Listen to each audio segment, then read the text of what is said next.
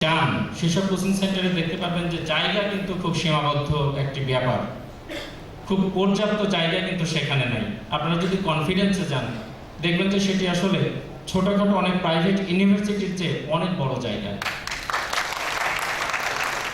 খোলামেলা জায়গা, সুন্দর পরিবেশ, বড় বড় রুম এবং সমস্ত রুমগুলো কিন্তু শীততাপ নিয়ন্ত্রিত। আপনাদের কোনো কষ্ট করতে হবে না, খুব পরম আনন্দের সঙ্গে কিন্তু আপনারা ক্লাস উপভোগ করতে পারবেন। এবং এটি আমি বলছি কিন্তু নিতান্তই কনফিডেন্স, বিসিএস কনফিডেন্সের বিজ্ঞাপনের জন্য নয়, আপনাদের দয়া করে কর্পোরেট অফিসটি দেখার জন্য, বোঝার জন্য এবং জানার জন্য। আপনি দেখবেন, জানবেন, বুঝবেন, তারপরে আমার মনে হয় ভর্তি হলে ভালো হয়। এটি নিতান্তই বিজ্ঞাপন নয়।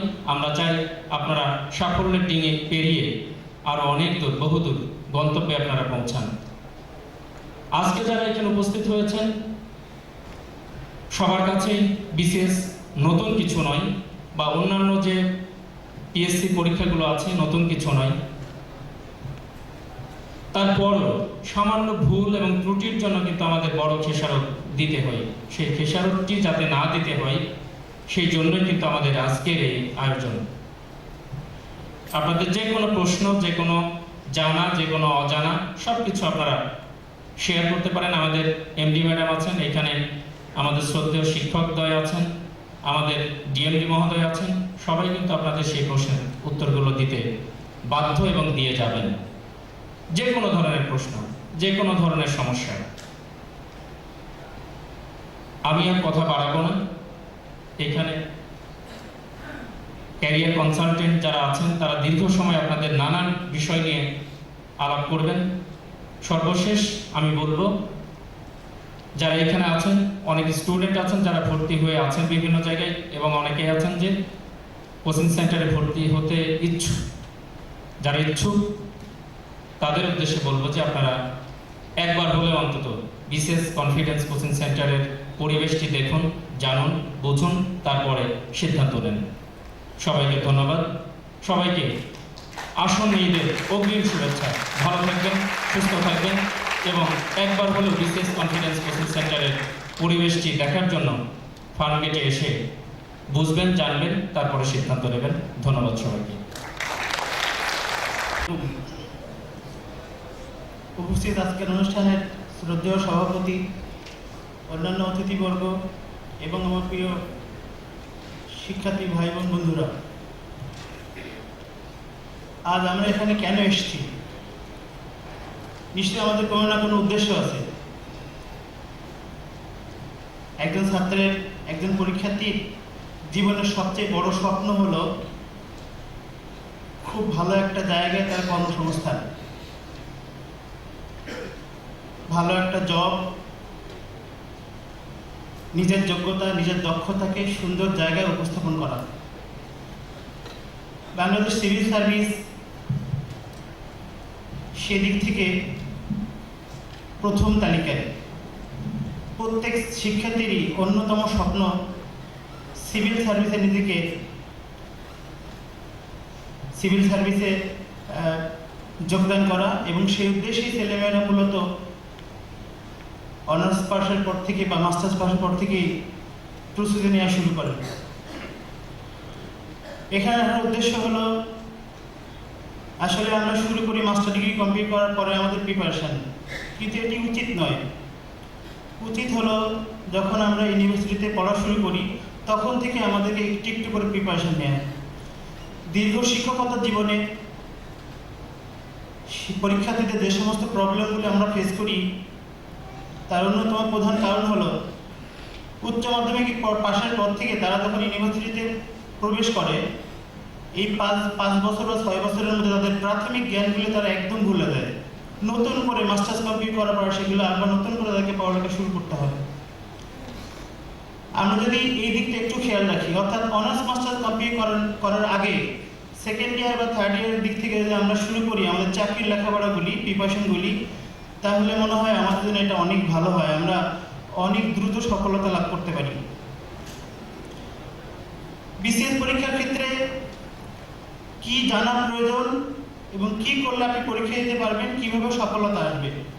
সেক্ষেত্রে যারা ক্যাডার সার্ভিসের অফিসার বা শ্রদ্ধেয় শিক্ষক মণ্ডলী যারা অনেক দিন এই জগতে বা এই ভুবনে কাজ করতেছেন, তাদের সাথেই মনে হয় আপনাদের সাক্ষাৎ করা বা আলোচনা করা এগুলি করা উচিত।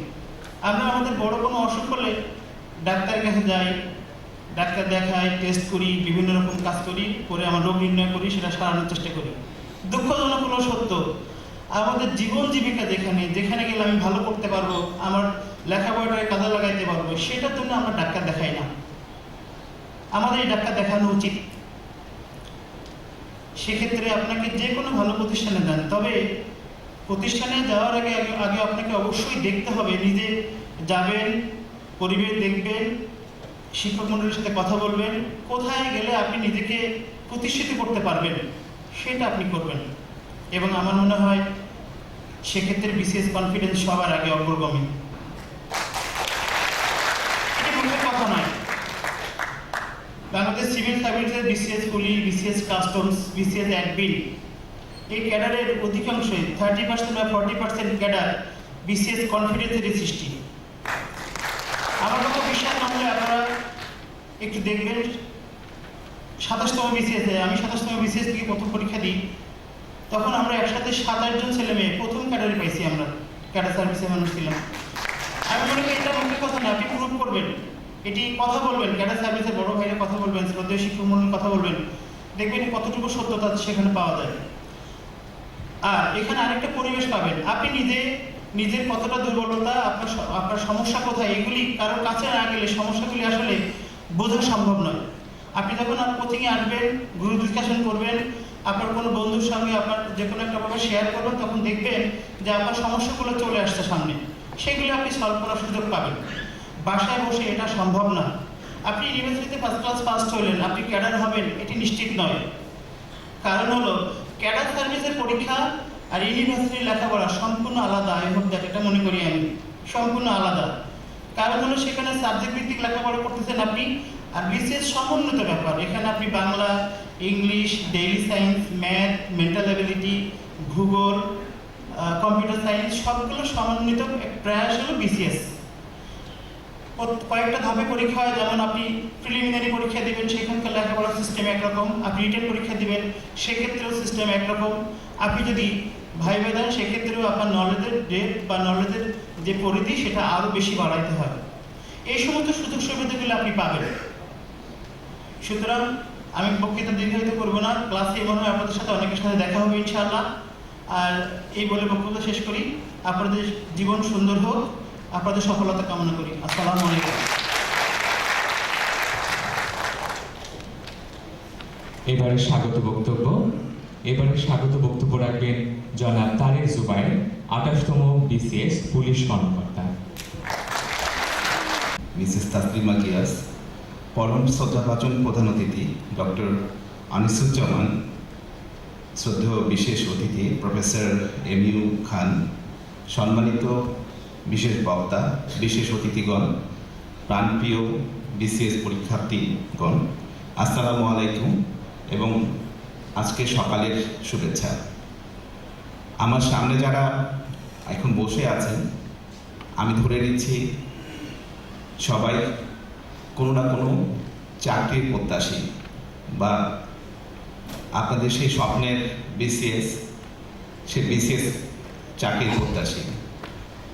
আপনাদের সাথে আমার যে পার্থক্যটি, একদিন আমিও এরকম কোনো একটা সেমিনারে এসেছিলাম, কি করে বিসিএস এর ভর্তি ফর্ম পূরণ করতে হয়, বিসিএস পরীক্ষাটা কিভাবে অংশগ্রহণ করলে ভালোভাবে দেওয়া যায়, এই বিষয়টি জানার জন্য। আজকের পার্থক্যটা হলো সময়ের পার্থক্য। আমি 2008 সালের দিকে এরকম একটি সেমিনারে এসেছিলাম, আপনারা 2015 সালে এসেছেন। হয়তো এর মধ্যে থেকে অনেকেই সেই কাঙ্ক্ষিত স্বপ্নের বাস্তবায়িত রূপ দেখতে পাবেন, অনেকেই বিসিএস ক্যাডার হবে, আমি সেই আশাই করছি এবং সেই প্রত্যাশা রেখেই আমার বক্তব্যটি শুরু করছি। আমার বক্তব্যের যে বিষয়টি আমি সবসময় বলবো যে আপনারা কখনোই কনফিডেন্স হারাবেন না। এই কথা বলছি এই কারণে আমি যখন ছাত্র অবস্থায় ঢাকা বিশ্ববিদ্যালয় থেকে পাশ করার পরে বিসিএস পরীক্ষা আমাদের সময় লেগেছিল 3 বছর। এটি শুধু একটি 28তম বিসিএস এর কথা বলছি, এটা একটি শুধু পরীক্ষা ছিল না, আজকে আমার কাছে মনে হয় একটি ধৈর্য পরীক্ষাও ছিল। 3টি বছর একটি ছাত্র যে মাস্টার্স করে বেরিয়েছে তার জন্য একটি দীর্ঘ সময়, পরিবারের অনেক প্রত্যাশা এবং তার জন্য একটি সংগ্রাম। কিন্তু সর্বোপরি এই সময়টিতে দেখা যায় যে অনেকেই কাজে লাগাতে পারে না, কি করবে সঠিক পরিকল্পনা করতে পারে না। পরিকল্পনার একটি সহজ যে যদি সূত্র বলি, আপনি যদি পরিকল্পনাতে সময় বেশি দেন আপনার কাজটি সহজ হবে। তো সেই কারণে আজকে যে দিক নির্দেশনামূলক একটি সেমিনার আপনারা পাচ্ছেন, আমি বলবো যে প্রথমে একটি সুন্দর পরিকল্পনা গ্রহণ করুন। এখন পরিকল্পনাটা কিভাবে গ্রহণ করবেন? আমি ধরে নিচ্ছি যে এখানে ফার্মেসির ছাত্র আছে অথবা বিজ্ঞান থেকে আসা ছাত্র আছে, এবং দুঃখজনক হলো সত্য, আমাদের যে পাঠ্য ব্যবস্থা কারিকুলাম যেটি আছে সেখানে একজন বিজ্ঞানের ছাত্রের পক্ষে সম্ভব হয় না কোনোদিন সংবিধানের একটি পাতা পড়ে দেখা। বিসিএস পরীক্ষা দেওয়ার আগে কিন্তু সে ঠিকই এই সংবিধানের পাতাগুলো তাকে পড়তে হয়। এবং আমি এই ক্ষেত্রে বলবো যে যেখানকার ছাত্রই হন না কেন, এই পাঠ পরিকল্পনাটি আপনি প্রথমে করে নেবেন যে আপনি কিসে দুর্বল কিসে সবল। যে বাংলার ছাত্র তার মধ্যে স্বাভাবিকভাবে 5 বছর বাংলা পড়ার পরে একটা বাংলার স্বাভাবিক দক্ষতা জন্মিয়ে যায়, কিন্তু দেখা যাচ্ছে সে ইংরেজিতে দুর্বল। তাহলে তার কিসের উপর জোর দেওয়া উচিত? অবশ্যই ইংরেজির উপরে। আবার যে বিজ্ঞান পড়ে এসেছে হয়তো বা ডাক্তার, সে কোনোদিনই সাধারণ জ্ঞানের কিছুই পড়ে নেয়, তাহলে সে কিসের উপর জোর দেবে? অবশ্যই সেটির উপরে। এবং আপনারা সময়টাকেও ভাগ করে নেবেন, কারণ সময় আপনার সবচেয়ে দামি বিষয়। আপনার জীবনে অনেকেই হয়তো বেশি বয়সে বিসিএস দিবেন, আবার অনেকে খুব অল্প থেকে শুরু করবেন। আমার ব্যাচে দেখা গেছে যে 2 রুমমেট বয়সের পার্থক্য 9 বছর, অর্থাৎ 23 বছর 24 বছরে জয়েন করেছে, আবার বিসিএস হতে সময় লেগেছে 32 থেকে আরো 2 বছর 34 বছর, এমনও দেখা গেছে।